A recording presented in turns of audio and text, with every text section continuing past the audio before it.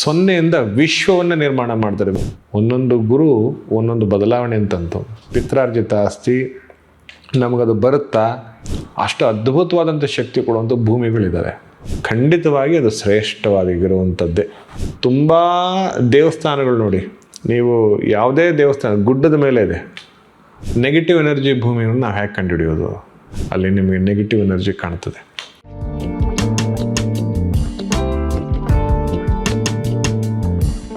ಯಾಕಂದರೆ ಪಂಚಭವತಿ ಪಂಚ ನ ಭವತಿ.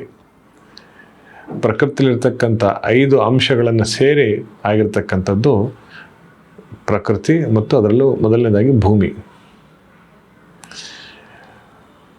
ಜಾತಕದಲ್ಲಿ ಬಹಳ ಪ್ರಮುಖವಾಗಿರುವಂಥದ್ದು ಮಂಗಳ, ಕುಜ. ಕುಜ ಯಾವ ಸ್ಥಾನದಲ್ಲಿದ್ದಾನೆ, ಕುಜನ ಬಲದಿಂದ ಭೂಮಿಯ ಬಲ ಎಷ್ಟು ಪ್ರಮಾಣ ಇರುತ್ತೆ, ಅದನ್ನು ನಾವು ಪಡಿಬೋದಾ? ಅದು ನಮಗೆ ಒಲಿಯುತ್ತಾ, ಅಥವಾ ನಾವು ಅದರ ಹಿಂದೆ ಹೋಗಬೇಕಾ? ಅದು ನಮಗದು ಸಾಧ್ಯವಾ ಅನ್ನೋದನ್ನು ನಾವು ಪರೀಕ್ಷೆ ಮಾಡ್ಬೋದು. ಯಾಕಂದರೆ ಕುಜ ಭೂಮಿಗೆ ಕಾರಕ. ಭೂಮಿಯ ಸ್ಥಾನವನ್ನು ನಾವು ಅಲಂಕರಿಸ್ತೀವಿ ಕುಜನಿಗೆ. ಯಾವಾಗ ಕುಜ ಸ್ಥಾನಬಲಹೀನನಾಗಿದ್ದರೆ, ಷಷ್ಠದಲ್ಲಿದ್ದರೆ, ಅಷ್ಟಮದಲ್ಲಿದ್ದರೆ, ವ್ಯಯಸ್ಥಾನದಲ್ಲಿದ್ದರೆ, ವ್ಯಯ ಅಂದರೆ 6, 8, 12ನೇ ಮನೆಯಲ್ಲಿ ಜನ್ಮಜಾತಕದಲ್ಲಿ, ಜನ್ಮಜಾತಕ ಬಹಳ ಮುಖ್ಯ. ಜನ್ಮರಾಮೋ ನಳಂದುಕಿ ತೃಣದುರ್ಯೋಧನಸ್ತತಃ ಚತ್ವಾಲಿ ಪಾಂಡವಶ್ಚೈವಂ ಷಷ್ಠಿಚೇ ಬಲಿಬಂಧನ. ಜನ್ಮದಲ್ಲಿ ಗುರು ಬಂದಾಗ ಶ್ರೀರಾಮಚಂದ್ರ ವನವಾಸಕ್ಕೆ ಹೋದರು. ಶಾಸ್ತ್ರ ಇದು, ಪದ್ಧತಿ.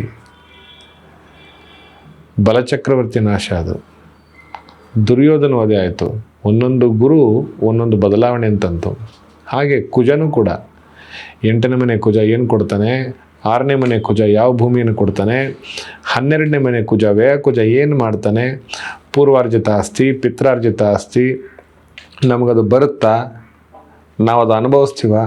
ತುಂಬ ಜನಕ್ಕೆ 100 ಎಕರೆ ಇರುತ್ತೆ, ಅದನ್ನು ಅಲ್ಲಿ ಕೂತಿ ಅದನ್ನು ಅನುಭವಿಸೋ ಶಕ್ತಿ ಇರಲ್ಲ, ಕಳ್ಕೊಂಡಿರ್ತಾರೆ. ತುಂಬ ಜನಕ್ಕೆ ಏನೂ ಇರೋದಿಲ್ಲ. They come from zero. ಸೊನ್ನೆಯಿಂದ ವಿಶ್ವವನ್ನು ನಿರ್ಮಾಣ ಮಾಡ್ತಾರೆ. ವಿಶ್ವವನ್ನು ಅಂತ ಹೇಳೋ ಒಂದು ಶಕ್ತಿನ ನಿರ್ಮಾಣ ಮಾಡ್ತಾರೆ. ಅದು ಬರೋವಂಥದ್ದು ಒಂದು ಭೂಮಿಯಿಂದ. ಕೆಲವು ಭೂಮಿ ಪಡೆದಾಗ ಆ ಭೂಮಿಲಿ ಬರೋವಂಥ ಯಶಸ್ಸು ಆ ಮನುಷ್ಯನಿಗೆ ನಿಲಕಲಾರದ ನಕ್ಷತ್ರನಾಗ್ಬಿಡ್ತಾನೆ. ಅಷ್ಟು ಅದ್ಭುತವಾದಂಥ ಶಕ್ತಿ ಕೊಡುವಂಥ ಭೂಮಿಗಳಿದ್ದಾವೆ. ಭೂಮಿಲೂ ವಿಧವಾದಂಥ ಮಣ್ಣುಗಳು ನಾವು ನೋಡ್ಬೋದು. ಕೆಲವು ಮಣ್ಣು ಪರೀಕ್ಷೆ ಮಾಡ್ತೀವಿ, ಈ ಭೂಮಿ ಬರುತ್ತಾ ಅನ್ನೋದಕ್ಕೆ ನಾವು ಮಣ್ಣು ಪರೀಕ್ಷೆ ಮಾಡ್ತೀವಿ. ಕೆಲವು ಜಾಗಕ್ಕೆ ಹೋದಾಗ ಆ ಮಣ್ಣು ಪರೀಕ್ಷೆ ಮಾಡಿದಾಗ ಅಲ್ಲಿ ಸತ್ವಗಳು ಕಾಣುತ್ತೆ.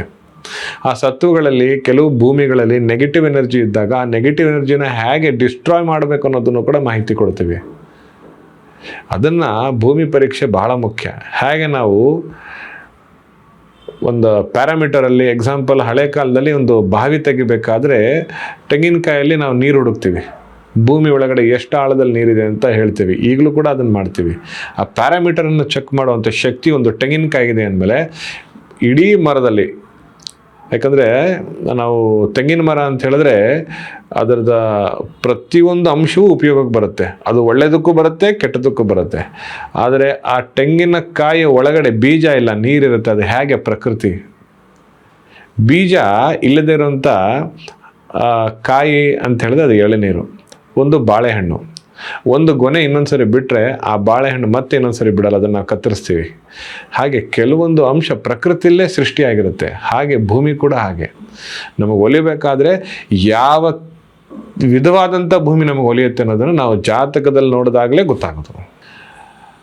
ನೆಗೆಟಿವ್ ಎನರ್ಜಿ ಇರುವಂಥ ಭೂಮಿ, ಪಾಸಿಟಿವ್ ಎನರ್ಜಿ ಇರುವಂಥ ಭೂಮಿನ ನಾವು ನೋಡಬೇಕಾದ್ರೆ ನಾವು ಕೆಲವು ಮಣ್ಣುಗಳಲ್ಲಿ ನಾವು ಕಬ್ಬಿಣದ ಅಂಶ ಇರುತ್ತೆ, ತಾಮ್ರದ ಅಂಶ ಇರುತ್ತೆ. ನಾವು ಕೆಲವು ಮಣ್ಣಲ್ಲಿ ಕಪ್ಪು ಮಣ್ಣು ಹುಡುಕ್ತೀವಿ, ಕೆಂಪು ಮಣ್ಣು ಹುಡುಕ್ತೀವಿ. ಗರ್ಚ್ ಅಂತ ಬರುತ್ತೆ. ಗರ್ಚ್ ಅಂದರೆ ನಮಗೆ ಇಲ್ಲಿ ಕಪ್ಪು ಅಲ್ಲ, ಕೆಂಪು ಅಲ್ಲ, ಬಿಳಿ ಮಿಕ್ಸ್ ಆಗಿರುತ್ತೆ. ತುಂಬ ವಿಭಿನ್ನವಾದಂಥ ಮರಳು. ಮತ್ತು ಭೂಮಿಯಲ್ಲಿ ಕೆಲವು ಕಡೆ ಕಲ್ಲುಗಳು ಸಿಗುತ್ತೆ. ಭೂಮಿನ ಅಗಿದಾಗ ನಿಮಗೆ ಕೆಲವು ಕಲ್ಲುಗಳು ಸಿಗುತ್ತೆ. ಆ ಕಲ್ಲುಗಳು ಕೂಡ ಕೆಲವು ಕಲ್ಲು ತುಂಬ ಸಾಫ್ಟ್ ಇರುತ್ತೆ, ಕೆಲವು ತುಂಬ ಹಾರ್ಡ್ ಇರುತ್ತೆ. ನಿಮಗೆ ಗ್ರಾನೈಟ್ ಥರ ಕಲ್ಲು ಸಿಗುತ್ತೆ. ಈ ನಿಮಗೆ ಸಾದ್ರಳ್ಳಿ ಕಲ್ಲು, ಬೇರೆ ಬೇರೆ ಕಲ್ಲುಗಳು ನಾವೆಲ್ಲ ಹಳ್ಳಿಗಳಲ್ಲಿ ಹುಡುಕ್ತೀವಿ. ಕೆಲವು ಕಲ್ಲುಗಳನ್ನು ನಾವು ನೋಡಿದಾಗಲೂ ಕೂಡ ಅಲ್ಲಿ ಕೆಲವು ಎನರ್ಜಿ ಇದೆಯಲ್ವ ಅಂತ ನೋಡ್ತೀವಿ. ಯಾವ ವ್ಯಕ್ತಿಗೆ ಭೂಮಿಯಲ್ಲಿ ಕಲ್ಲು ಸಿಗುತ್ತೆ, ಖಂಡಿತವಾಗಿ ಅದು ಶ್ರೇಷ್ಠವಾಗಿರುವಂಥದ್ದೇ ಭೂಮಿ.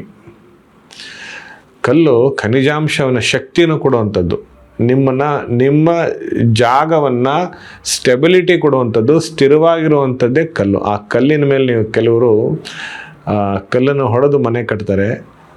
ತುಂಬ ದೇವಸ್ಥಾನಗಳು ನೋಡಿ, ನೀವು ಯಾವುದೇ ದೇವಸ್ಥಾನ ಗುಡ್ಡದ ಮೇಲೆ ಇದೆ. ಉದಾಹರಣೆ ನಿಮ್ಗೆ ಕೊಡ್ತಾ ಇರೋದು, ಎಕ್ಸಾಂಪಲ್ ಕೊಡ್ತಾ ಇದ್ದೀನಿ.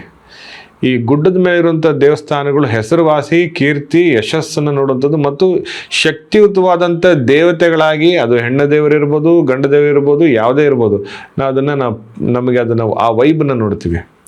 ಹಾಗೆ ಕಲ್ಲು ಮೇಲೆ ಯಾವುದಾರ ಮನೆ ನಿರ್ಮಾಣ ಆಯಿತು ಅಂದರೆ ಅದು ಶ್ರೇಷ್ಠ, ತುಂಬ ಶಕ್ತಿಯುತವಾದದ್ದು. ಅದರಿಂದ ಈ ಭೂಮಿಯಲ್ಲಿ ಈ ಥರದ ವಿಧವಾದಂಥ ಮಣ್ಣುಗಳು ನೋಡಿದಾಗ, ಆ ಮಣ್ಣುಗಳನ್ನು ಪರೀಕ್ಷೆಗಳು ಮಾಡಿದಾಗ ನಾವು ಇದನ್ನೆಲ್ಲ ಕಂಡುಹಿಡ್ಕೊಳ್ತೇವೆ.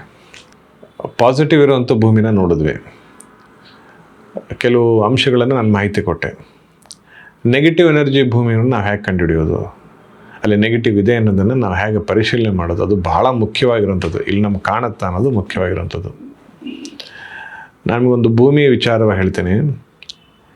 ಬಿಳಿ ಮಿಶ್ರಿತ ಮಣ್ಣು, ಮರಳು ತುಂಬ ಮರಳಾಗಿರುತ್ತೆ. ಕೆಲವು ಭೂಮಿಯಲ್ಲಿ ಮರಳು ಥರ ಸಿಗುತ್ತೆ, ಅದು ಬಹಳ ನೆಗೆಟಿವ್ನ ಕೊಡುತ್ತೆ. ಮತ್ತು ನೀವೇನಾದರೂ ಬೋರ್ ಹಾಕಿದಾಗ, ನೀವೇನಾದರೂ ಬಾವಿ ತೆಗಿಬೇಕಾದ್ರೆ ನಿಮಗೆ ಬಹಳ 1200 ಅಡಿ, 1300 ಅಡಿ, 400 ಅಡಿ ಕೆಳಗಡೆ ಏನು ಹೋಗ್ತೀರಾ ಅಲ್ಲಿ ನಿಮಗೆ ನೆಗೆಟಿವ್ ಎನರ್ಜಿ ಕಾಣ್ತದೆ.